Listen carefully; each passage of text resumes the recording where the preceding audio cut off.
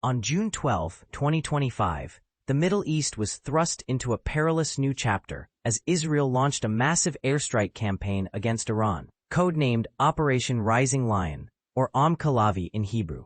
This audacious operation targeted Iran's nuclear facilities, missile production sites, and military infrastructure, killing senior leaders of the Islamic Revolutionary Guard Corps, including Commander Hossein Salami, and possibly Armed Forces Chief Mohammad Bagheri.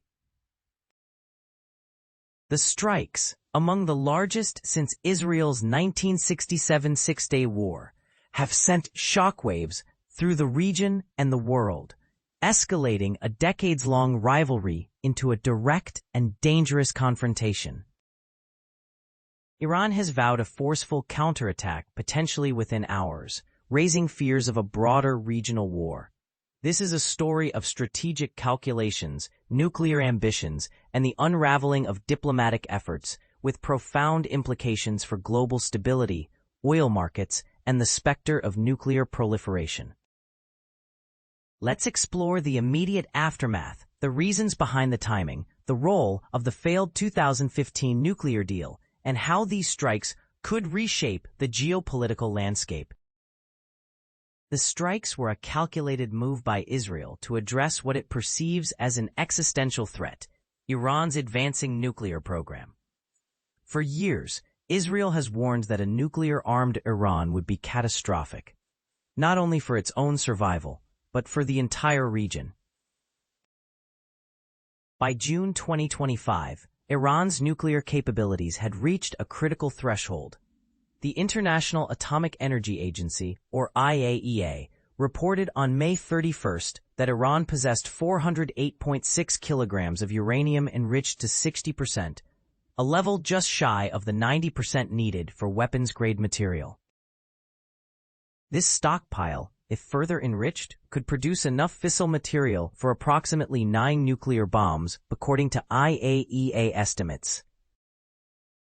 Israeli intelligence went further, claiming Iran could produce material for 15 bombs within days, a figure that exceeds the IAEA's but underscores the urgency felt in Jerusalem.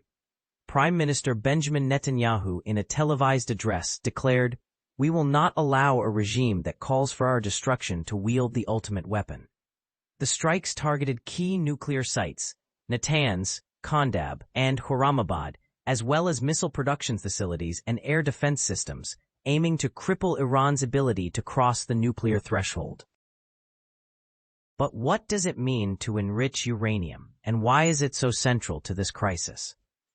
Uranium enrichment is the process of increasing the concentration of uranium-235, the isotope capable of sustaining a nuclear chain reaction, relative to uranium-238, which is more abundant but less reactive. Naturally occurring uranium is only 0.7% U-235, but for nuclear reactors it must be enriched to 3 to 5%, and for weapons to 90% or higher. Iran uses advanced centrifuges, like the IR-2M and IR-6, to spin uranium hexafluoride gas, separating the lighter U-235 from U-238. By June 2025, Iran's enrichment to 60%, far beyond civilian needs, placed it weeks away from producing weapons-grade material, a capability that alarmed Israel and prompted the strikes. The process is technically complex, requiring sophisticated equipment and energy, but Iran's progress, despite sanctions, demonstrates its scientific prowess and determination. The credibility of reports claiming Iran was close to having nuclear weapons is a critical question.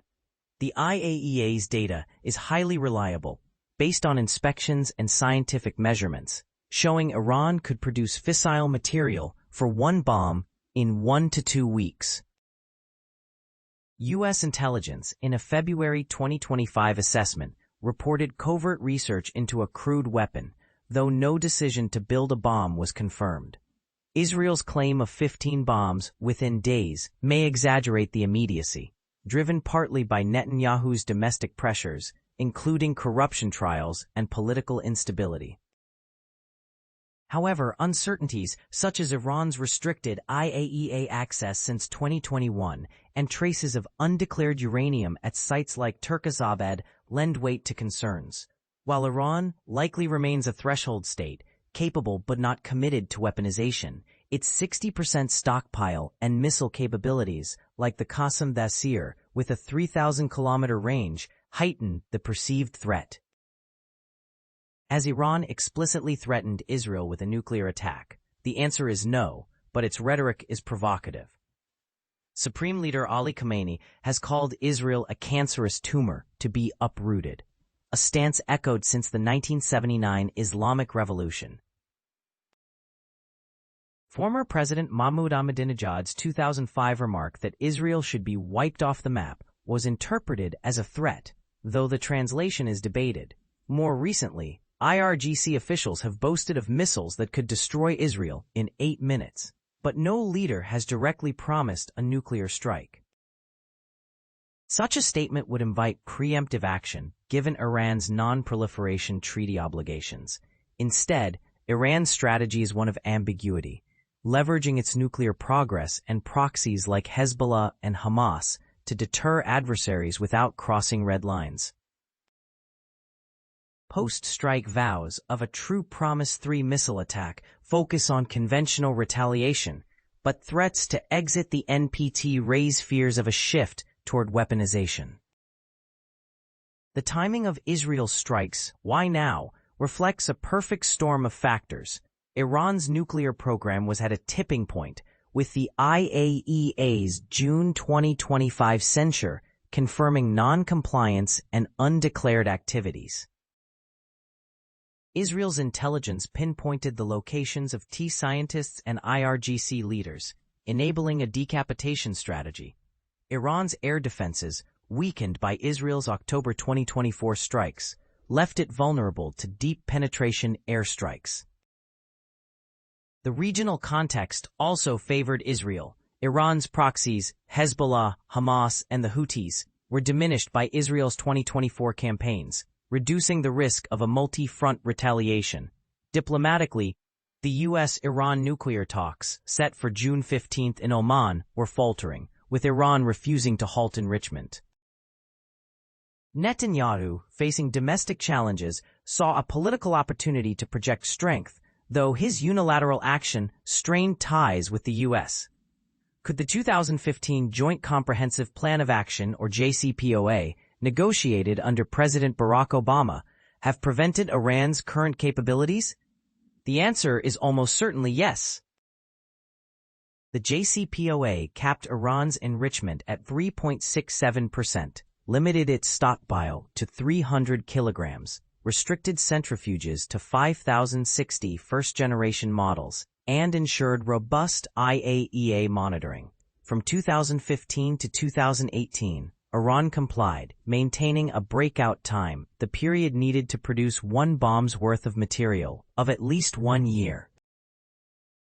The U.S. withdrawal in 2018 under President Donald Trump and subsequent sanctions prompted Iran to escalate, enriching to 60% and deploying advanced centrifuges. By June 2025, Iran's stockpile and 1 to 2 week breakout time would have been impossible under the JCPOA's constraints. The deal's sunset clauses, starting in 2025, would have allowed gradual expansion, but under IAEA oversight, not the unchecked progress seen today. The collapse of the JCPOA, driven by U.S. policy and Iran's response, directly enabled the crisis that led to Israel's strikes. The immediate aftermath of the strikes is tense, with Iran promising a counterattack that could target Israeli cities, military bases, or infrastructure like the Dimona nuclear reactor. The Home Front Command has declared a state of emergency, closing schools and banning gatherings. Iran's missile arsenal, though depleted, remains formidable, and proxies like Hezbollah, despite 2024 losses, could launch rockets from Lebanon. The Houthis in Yemen have threatened Israel's Red Sea port of Eilat, while Iraqi militias could strike U.S. bases, escalating the conflict. Israel's Iron Dome and David's sling systems are on high alert, but a coordinated barrage could overwhelm defenses, risking civilian casualties and economic disruption. Striking civilian casualties and economic disruption. The human toll in Iran is significant. The strikes killed senior IRGC figures, dealing a blow to military leadership and national pride. State media reported explosions in Tehran, with damage to civilian and military infrastructure. The psychological impact is profound. For a regime that projects strength through its axis of resistance, Israel's ability to penetrate Iranian airspace is a humiliation. Iran's leadership, under Supreme Leader Ali Khamenei, faces pressure to retaliate decisively to maintain legitimacy, especially after economic struggles and 2024 protests. A massive counterattack could rally nationalist sentiment, as seen in symbolic gestures like the Arash Commandeer statue. But a miscalculated response risks further devastation. The strike's impact on Iran's nuclear program is a central question. Natanz, a key enrichment site, and Kondab, a heavy water reactor, suffered significant damage, with satellite imagery showing destroyed centrifuges. However, underground facilities like Fordo, protected by mountains, are harder to neutralize without U.S.-provided bunker-buster bombs. Analysts doubt Israel can fully dismantle the program, estimating a delay of months to years. This partial setback could push Iran to accelerate its nuclear efforts in secret, potentially crossing the threshold to openly pursue a bomb, a line it has historically avoided. The IAEA's loss of access, if Iran bars inspectors, would leave the world blind to its progress, escalating proliferation risks.